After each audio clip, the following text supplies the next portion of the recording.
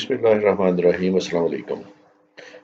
आज के पाकिस्तान अफेयर के लेक्चर में हम मुस्लिम रिफॉर्मर्स पे बात करेंगे और आज की हमारी पर्सनालिटी सैयद अहमद शहीद हैं। सबसे पहले हम सैयद अहमद शहीद के अर्ली लाइफ कैरियर पे बात करते हैं। Sayyid Ahmad Shahid was born on 29th November 1786 at Raebareli. His father Muhammad Irfan belonged to a respectable family of Awadh. His great-grandfather Sayyid Ilmullah was a celebrated saint and lived in the reign of Aurangzeb. His Khanqa, Taqiyya-il-Mullah, was a center of guidance. Sayyid Ahmad was greatly impressed with the teaching and doctrine of Shah Waliullah regarding reformation of Muslim society. हमने पहले lectures में शाह वलीउल्लाह के बारे में बात की थी और उनकी फ़िलॉसफ़ी के ऊपर भी बात की। तो उनकी फ़िलॉसफ़ी में जो दो चीज़ें थी, जिसमें एक हमने इज्तिहाद पे बात की और एक हमने उनके कॉन्सेप्ट ऑफ जिहाद पे बात की। तो जो इज्तिहाद वाला पहलू है, ये उलमाए कराम के लिए है जो इस पहलू को लेके आगे चले और उन्होंने शाह वलीउल्लाह की फ़िलॉसफ़ी के ऊपर दीन की तरवीज का काम शुरू किया। और दूसरी तरफ जो उनकी फ़िलॉसफ़ी ऑफ जिहाद थी, उससे सैयद अहमद शहीद बहुत इंस्पायर थे और उन्होंने जिहाद की फ़िलॉसफ़ी को आगे बढ़ाया और शाह वलीउल्लाह की जो आइडियालॉजी थी उस पे उन्होंने काम किया। He was greatly influenced by Shah Waliullah's idea of establishing Islamic State and spirit of jihad. Shah Waliullah के कॉन्सेप्ट के मुताबिक सैयद अहमद शहीद की ख्वाहिश थी कि एक इस्लामिक स्टेट बनाई जाए और उसमें इस्लाम के और शरीयत के तमाम लाज जो हैं उनको इन्फोर्स किया जाए। तो इसके लिए सैयद अहमद शहीद ने अपनी ज़िंदगी में स्ट्रगल की कि हिंदुस्तान के अंदर एक इस्लामिक स्टेट जो है उसका क़याम अमल में लाया जाए। Sayyid Ahmad began his career as a Sawar in the services of Nawab Amir Akbar, the ruler of Tonk, in 1810. 1810 में उन्होंने अपने सर्विस का आगाज किया, कैरियर का आगाज किया और सबसे पहली जॉब जो उन्होंने की वो नवाब अकबर खान जो टोंक के रूलर थे, राजस्थान एरिया में स्टेट है एक टोंक, उसके रूलर थे। तो उन्होंने सैयद अहमद शहीद ने उनकी फौज में सवार की हैसियत से सर्विस शुरू की, अपना कैरियर शुरू किया। ये 1810 की बात है। During his service, Sayyid Ahmad learned military discipline and strategy, which made him a great military commander. अपनी सर्विस के दौरान उन्होंने मिलिट्री टैक्टिक्स सीखे, डिसिप्लिन सीखा, स्ट्रेटजीज कैसे बनाई जाती हैं, वॉर्स कैसे लड़ी जाती हैं, ये सारी स्ट्रेटजीज उन्होंने उस अरसे में सीखी। Unfortunately, Tonk fell to the British and Sayyid Ahmad came to Delhi and became a disciple of Shah Abdul Aziz. जब टोंक पे अंग्रेजों ने कब्जा कर लिया तो उसके बाद सैयद अहमद वहां से चले गए और दिल्ली तशरीफ ले आए और दिल्ली में वो शाह अब्दुल अजीज जो फरजंद हैं शाह वलीउल्लाह के, उनके हाथ पे उन्होंने बैत कर ली और बाकायदा उनकी शागिर्दी इख्तियार कर ली। तो ये 1807 में उन्होंने ये इनकी शागिर्दी इख्तियार की। तो इस तरीके से इनको बराह रास्त शाह अब्दुल अजीज की सुपरविजन में रहने का और काम करने का मौका मिला। यहाँ से इन्होंने शाह वलीउल्लाह की फिलॉसफी को समझा, सीखा, पढ़ा और उन्होंने इनकी जिहाद की फिलॉसफी से इंस्पायर हुए और उसके मुताबिक उन्होंने अपनी जिंदगी जिहाद के लिए वक्फ कर दी।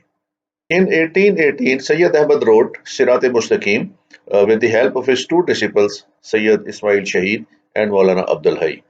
इन्होंने एक बुक लिखी जिसका नाम सिरात-ए-मुस्तकीम है और बेसिकली इस बुक के अंदर philosophies, doctrine and reforms of Shah Waliullah उसको सब्जेक्ट मैटर है इस बुक का और उस पे इन्होंने सिर हासिल बहस की हुई है। तो इसमें इस बुक की वजह से उनको शाह वलीउल्लाह की जो फिलॉसफी थी उनको समझने में मदद मिली। ये वो दौर था जब पंजाब के ऊपर सिखों की हुकूमत थी। The Sikh empire was regional power based in the Punjab region of the Indian subcontinent. It existed from 1799 when Maharaja Ranjit Singh captured Lahore. 1799 में रंजीत सिंह ने लाहौर कैप्चर किया और वहां पे सिख एम्पायर या इसको खालसा सरकार के नाम से कहा जाता है उसकी बुनियाद रखी। और ये सल्तनत उनकी या सरकार महाराजा रणजीत सिंह की 1799 से 1849 तक कायम रही। और 1849 में अल्टीमेटली ईस्ट इंडिया कंपनी के साथ उनकी Anglo Sikh war, second Anglo Sikh war होती है, जिसमें रंजीत सिंह की फोर्सेस को डिफीट होती है। और उसके बाद अंग्रेज जो है पंजाब को अपने ईस्ट इंडिया कंपनी के तसल्लुत में ले आते हैं। तो 1799 में पंजाब फेल टू रंजीत सिंह और लाहौर में इन्होंने अपना दारुल हुकूमत बनाया और पंजाब पे इन्होंने हुकूमत करनी शुरू की।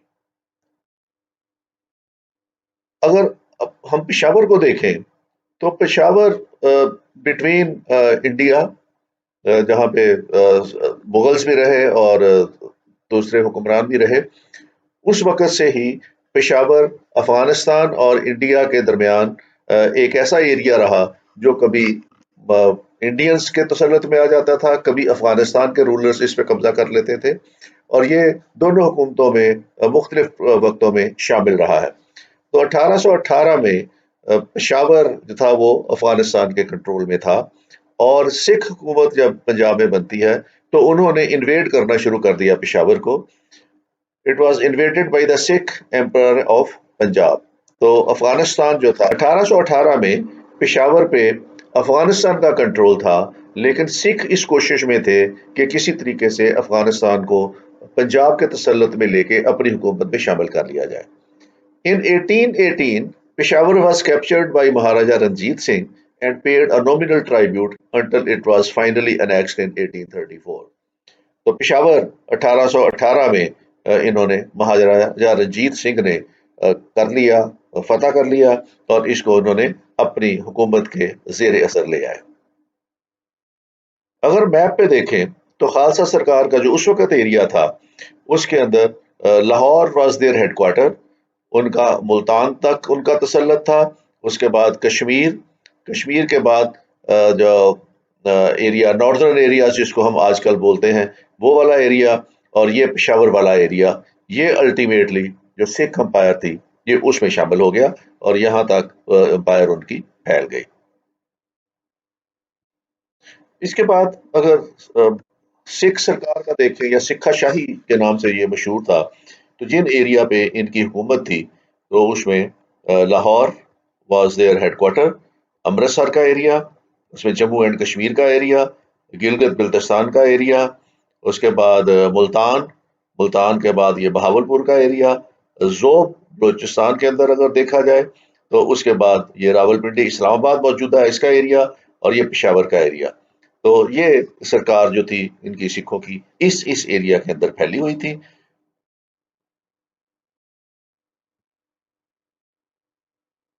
अब इस सरकार के खिलाफ जिहाद की मूवमेंट शुरू करते हैं सैयद अहमद, क्योंकि ज्यादा उनको इस बात पे परेशानी हो रही थी कि जो एक इंडिपेंडेंट एरिया है मुसलमानों का, जो पेशावर का एरिया है, उस पे इन्होंने कब्जा किया है और उसको अपनी सल्तनत में शामिल किया है।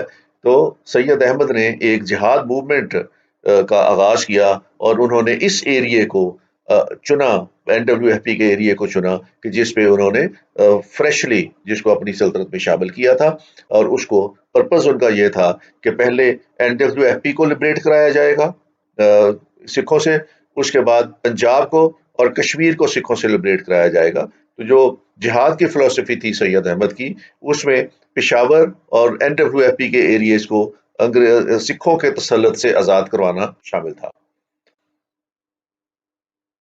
He sent Ismail and Abdul Hai with 6,000 followers to wage jihad against Sikh and established his headquarters at Nowshera in 1826.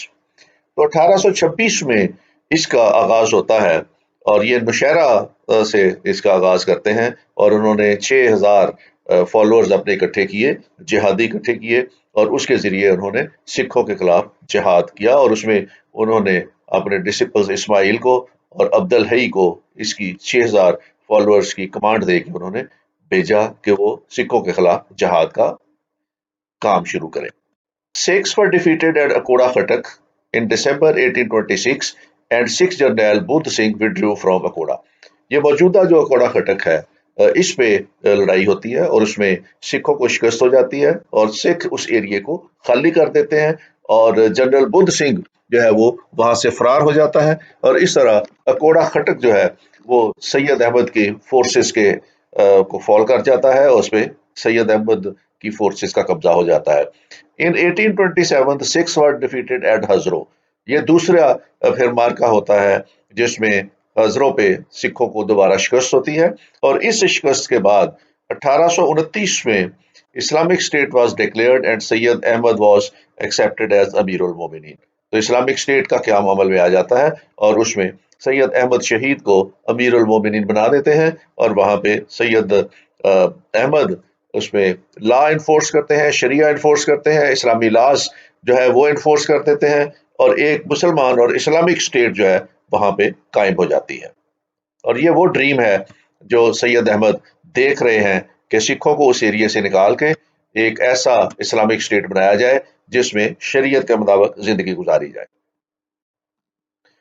जब ये अर्ली इनको फतेह मिलती है तो उसमें एडजॉइनिंग एरियाज से बहुत से मुसलमान जिहाद की नीयत से इनकी फोर्सेस में शामिल हो जाते हैं और एडजॉइनिंग जो स्टेट्स हैं जहाँ पे मुसलमान रूलर हैं वो भी इसमें शरीक होते हैं और अपनी फोर्सेस जो हैं वो उनको भेजते हैं टू हेल्प सैयद अहमद कि वो इसको सिखों से लिबरेट कराएं एरिया को। तो उससे इनकी आर्मी की तादाद जो है वो 80,000 तक चली जाती है और उसमें ये फिर 4 साल तक जो है वो इस्लामिक स्टेट कायम रहती है और उसमें इस्लामिक लॉज जो है वो इन्फोर्स रहते हैं। मुजाहिदीन कैप्चर्ड पेशावर इन 1830। 1830 में पेशावर पे मुसलमानों का कब्जा हो जाता है। सैयद अहमद शहीद के जो जानिसार हैं वो पेशावर को अपने कब्जे में ले लेते हैं और पेशावर से के एडजॉइनिंग एरियाज जितना भी है जहाँ पे इस वक्त शब कदर का किला है ये भी मुसलमानों पे फॉल हो जाता है, पेशावर भी मुसलमानों के कब्जे में आ जाता है और एडजॉइनिंग एरिया जितना भी है वो मुसलमानों के कब्जे में आ जाता है। इससे जो इस्लामिक स्टेट बनाई का एरिया और ज्यादा वसी हो जाता है। इसके बाद एक फाइनल राउंड होता है इसका बालाकोट के मुकाम पे और ये 1831 में होता है। 6 में 1831 सैयद अहमद बरेलवीज मुजाहिदीन forces prepared for the final battle at Balakot मैदान in the mountainous valley of Mansehra district. तो ये एक मार्का होता है जिसमें सैयद अहमद शहीद की फोर्सेस और सिखों की फोर्सेस आमने सामने आती हैं और इसका मुकाम है बालाकोट और इसमें जो मुसलमानों के फोर्सेस की तादाद है वो 10,000 है मुजाहिदीन और 12,000 की फोर्सेस थी जिसमें सोल्जर्स थे और सिख कमांडर शेर सिंह जो इनको लीड कर रहा था फ्रॉम दी खालसा सरकार। तो ये एक मार्का होता है। Syed Ahmad Shaheed, Shah Ismail and prominent leaders of the Islamic movement fell fighting in the battlefield. इसमें मुसलमानों को शिकस्त होती है। सैयद अहमद शहीद इसमें खुद शहीद हो जाते हैं, शाह इस्माइल शहीद हो जाते हैं और बहुत से प्रोमिनेंट मुस्लिम फाइटर्स जो हैं इसके अंदर वो शहीद हो जाते हैं और मुसलमानों की जो 10,000 में से 9,000 मुजाहिदीन जो है इस जंग में शहीद होते हैं और सिखों के 12,000 में से 5,000 जो फौजी थे वो इस जंग में मारे जाते हैं। ये बहुत एक ब्लडीएस्ट वॉर थी और इसमें ऑलमोस्ट तमाम मुजाहिदीन जो है वो जाम शहादत नोश फरमा लेते हैं। तो इनके जाम शहादत नोश फरमाने के बाद सैयद अहमद शहीद और सैयद इस्माइल शहीद जब हो जाते हैं और प्रोमिनेंट लीडरशिप भी शहीद हो जाती है तो जो सिख हैं ये दोबारा उन एरियाज पे कब्जा कर लेते हैं जहाँ पे मुसलमानों ने अपनी इस्लामिक स्टेट बनाई हुई थी और इसके साथ ही इस्लामिक स्टेट जो है वो इख्तिताम पजीर होती है और सिख जो है वो इसको अपने एरिया में शामिल कर लेते हैं। लेकिन ये जो सिख का होल्ड है यहाँ पे बालाकोट पे और या पंजाब के ऊपर ये बहुत बड़ा चैलेंज इनको फेस करना पड़ता है फौरन बाद जब अंग्रेज जो है वो इनके साथ फिर नंबरदासमा होते हैं और अल्टीमेटली 1849 में सिखों को भी शिकस्त हो जाती है पंजाब में اور انگریز جو ہیں وہ پنجاب پہ قبضہ کر لیتے ہیں۔ تو اس طرح بالا کوٹ کی لڑائی کے تھوڑی عرصے بعد ہی 10 12 15 سال بعد ہی انگریز جو ہیں وہ اس سارے ایریا پہ پنجاب سمیت اور یہ پشاور سمیت اس پہ قبضہ کر لیتے ہیں۔ اس پہ بڑی دلچسپ بحث ہوتی ہے کہ جہاد موومنٹ کا کیا امپیکٹ پڑا۔ تو اگر اس کو ہم کریٹیکلی دیکھیں تو جہاد movement of Syed Ahmed Shaheed had a far reaching impact, اس کا بہت امپیکٹ ہوا۔ سب سے پہلے امپیکٹ اس کا یہ دیکھتے ہیں کہ جو شاہ ولی اللہ کی فلسفی تھی اس میں دو ڈفرینٹ اینگل تھے، ایک اس کا سوشل اسپیکٹ تھا، ایک ریلیجیس اسپیکٹ تھا، اور ایک اس کا جہاد کا اسپیکٹ تھا۔ جو ان کی فلسفی اجتہاد کی اور جہاد کی تھی تو اس میں سید احمد شہید نے جہاد کی فلسفی کو آگے بڑھایا اور اس کو ایک موومنٹ کی شکل دی۔ یہ شاہ ولی اللہ کی تھاٹ کی پریکٹیکل مینیفیسٹیشن تھی کہ انہوں نے اس کو پریکٹیکلی جہاد کی موومنٹ کو چلا کے دکھایا، اس کو انفورس کر کے دکھایا۔ اور ایک ڈریم جو مسلمانوں کا تھا کہ یہاں پہ ایک اسلامک اسٹیٹ ہونی چاہیے، اس اسلامک اسٹیٹ کی انہوں نے بنیاد رکھی، اور شاہ اور سید احمد شہید اس میں کامیاب ہوئے ایک اسلامک اسٹیٹ بنانے میں، اور وہ اس کے امیر المومنین بھی بنے، اور اس کو انہوں نے 4 سال تک پریکٹیکلی اسٹیٹ کو چلا کے دکھایا، اور اس میں انہوں نے شریعت کے لا بھی انفورس کیے، اور اس میں انہوں نے تمام دستور اور لاز جو ہیں وہ شریعت کے مطابق بنائے اور ان کو نافذ کر کے دکھایا۔ Syed Ahmed announced enforcement of sharia law in his jurisdiction. تو یہ اس کی ایک پریکٹیکل مینیفیسٹیشن تھی جو شاہ ولی اللہ کی فلسفی تھی کہ اسلامک اسٹیٹ بنائی جائے اور اس کے اندر مسلمان اپنی زندگیاں شرعی قوانین کے مطابق گزاریں، تو اس کی ایک پریکٹیکل مینیفیسٹیشن ہمیں دیکھنے کو ملتی ہے۔ تو اس کا ایک فار ریچنگ امپیکٹ ہوتا ہے on the culture and society of that area. اگر ہم اس کو آؤٹ کم دیکھیں، جو جہاد کی فلسفی تھی تو اس کی پریکٹیکل مینیفیسٹیشن ہم نے دیکھی، اور یہ وہ ہے جو ایک مسلمان اس کو اس طریقے سے امپلیمنٹ کرنے کی کوشش کر سکتا ہے۔ تو مسلمان کے لیے دو ہی راستے ہیں کہ جہاد کے راستے پہ نکلے اور وہاں پہ کامیابی حاصل کرے تو غازی، اور اگر وہ راہ شہادت جام شہادت نوش کر لے تو بھی اس کی یہ بہت بڑی کامیابی ہے۔ لیکن جو اسلامک اسٹیٹ کا قیام تھا وہ ختم ہو جاتی ہے اسٹیٹ ان کی شہادت کے ساتھ۔ تو اس کو ہم سمجھے جاتے ہیں کہ جو ایک ڈریم تھا کہ سب کانٹیننٹ میں ایک اسلامک اسٹیٹ بنائی جائے، اس کاز کو نقصان پہنچتا ہے، اور اس کاز کو نقصان پہنچنے کی بہت سی وجوہات ہیں۔ تو سب سے پہلی بڑی وجہ یہ ہے کہ nobility of adjoining area was not happy with the rising power of Syed Ahmed and his selection as امیر المومنین۔ جو ارد گرد کی ریاستیں تھیں اور جہاں پہ مسلمان حکمران تھے، وہ وہ سید احمد شہید کی رائزنگ پاپولیرٹی سے بہت خوف زدہ تھے۔ ان کو لگ رہا تھا کہ اگر سید احمد کامیاب ہو جاتے ہیں، اسلامک اسٹیٹ سٹرونگ ہو جاتی ہے اور یہ اپنا ایریا ایکسپینڈ کرتی ہے، تو ایک وقت یہ ہو سکتا ہے کہ ان کا اپنی اسٹیٹس بھی جو ہیں وہ فال کر جائیں to the ideology of Ahmad Shaheed. تو انہوں نے اس طریقے سے ان کے ساتھ انگیج کیا سید احمد کو کہ نہ تو انہوں نے کلیئرلی ریفیوز کیا اس کو سکھوں کے خلاف لڑنے میں، اور نہ انہوں نے صحیح طریقے سے اس کو ہیلپ آؤٹ کیا۔ انہوں نے اپنی فوج دی، اپنے ریسورسز دیے، لیکن وہ ریسورسز اتنے کافی نہیں تھے کہ جس کے ذریعے وہ سکھوں کے ساتھ جنگ لڑ سکتے تھے۔ تو انہوں نے دونوں طریقوں سے انہوں نے انگیج کیا اس کو سید احمد کو، نہ صحیح طریقے سے اس کو ہیلپ کیا اور نہ صحیح طریقے سے صاف جواب دیا، بلکہ اس کو درمیان میں رکھتے ہوئے پلے کیا اس کے ساتھ، اور الٹیمیٹلی جو سٹرینتھ چاہیے تھی سید احمد کو سکھوں کے ساتھ فائٹ کرنے میں، وہ سٹرینتھ مسٹر نہیں ہو سکی، وہ ریسورسز مسٹر نہیں ہوئے جو ایک بڑی جنگ کے لیے چاہیے تھے، سپاہ کی وہ ٹریننگ نہیں ہو سکی جو اس جنگ کے لیے چاہیے تھی، اور سپاہ کے پاس وہ تمام جنگی ساز و سامان نہیں تھا جو اس جنگ کے لیے چاہیے تھا۔ ریسورسز کی کمی تھی، ہیومن ریسورس بہتر نہیں تھا، اس کے ساتھ جنگی سامان بہتر نہیں تھا۔ الٹیمیٹلی اس وجہ سے سید احمد شہید جو ہے وہ بالا کوٹ کے مقام پر ان کو یہ ہزیمت اٹھانا پڑی اور ان کو جام شہادت نوش کرنا پڑا۔ دوسرا سب سے بڑا جو ان کے ساتھ مسئلہ ہوا سید احمد شہید کے ساتھ، کہ انہوں نے پشاور کے ایریا میں اور جو ایریا ان کے اسلامک اسٹیٹ میں آئے اس میں انہوں نے شریعت لاز نافذ کیے۔ انہوں نے وہ جو فلسفی تھی شاہ بدعات کا خاتمہ کرنا اور ان اسلامک چیزوں کا خاتمہ کرنا، تو وہ انہوں نے ایک فورس کے ساتھ ان چیزوں کو ختم کرنے کی کوشش کی. اور یہ لاز جو انہوں نے بنائے، اس کو جب انہوں نے انفورس کرنے کی کوشش کی تو ان میں سے بہت سے ایسی چیزیں بھی تھیں جو پختون کلچر کے اندر تھی، جو پشتون کلچر کے اندر تھی، یا جو پشتون ٹریڈیشنز کے اندر تھی. تو سید احمد چونکہ بدعات کے خلاف تھے اور انوویشنز کے خلاف تھے، تو انہوں نے ایسے لا بھی بنائے اور امپلیمنٹ کیے جو بظاہر دیکھنے میں پشتون کلچر کے خلاف تھے یا پشتون ٹریڈیشنز کے خلاف تھے. تو اس سے ایک بڑا طبقہ جو پشتون کا تھا وہ ان کی اس انفورسمنٹ سے متفق نہیں تھا، اور وہ یہ سمجھ رہے تھے کہ ان کے کلچر کو یا ان کی ٹریڈیشنز کو انڈرمائن کیا جا رہا ہے. تو انہوں نے اس طرح کھل کے احمد سعید کا ساتھ نہیں دیا، سید احمد کا ساتھ نہیں دیا جنگ میں، جس طریقے سے ایک مسلمان کے طور پر ان کو دینا چاہیے تھا. تو یہ بھی ایک بڑی وجہ بنتی ہے ان کے فورس کی ناکامی کی.